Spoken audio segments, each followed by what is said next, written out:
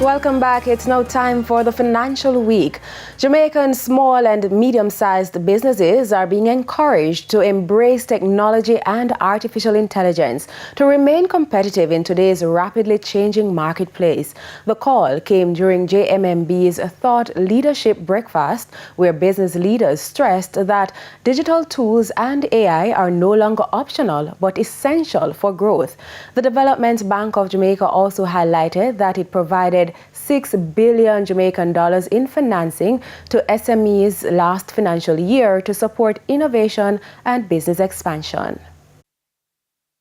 We just touched $2 billion for the first quarter.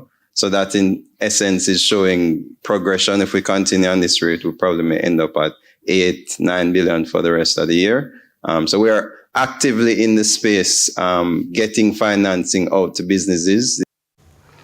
The Amber Group said SMEs have an unprecedented opportunity to compete with larger companies through technology. AI, or where we are wanting to use AI, is to see where it will make a difference. If I implement this tool or integrate this tool into the business, will it reduce my cost? Will it increase my profitability? Will it do more sales? Will it reach out to more customers? Will it give better customer service to my customers, through which my sales may grow and my retention of existing customers may grow? Now, the bottom line is definitely have a huge impact by implementing the right tools, whether it is AI or non-AI, it doesn't matter.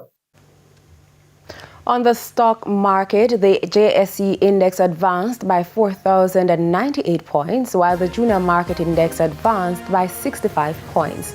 The winners included Margaritaville Turks US dollar shares, Proven Group, Sagicor Real Estate X Fund, One Great Studio, and Dolphin Cove.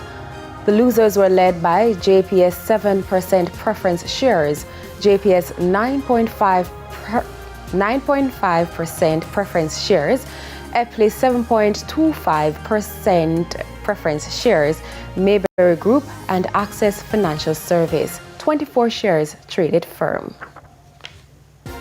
At the end of foreign exchange trading, banks and cambios were selling the US dollar for an average $159.36. The Canadian dollar was being sold for $113.30. The pound is going for $212.99, while the euro is selling for an average $181.66. And that's the Financial Week. Bite of the week and news from overseas right after this break.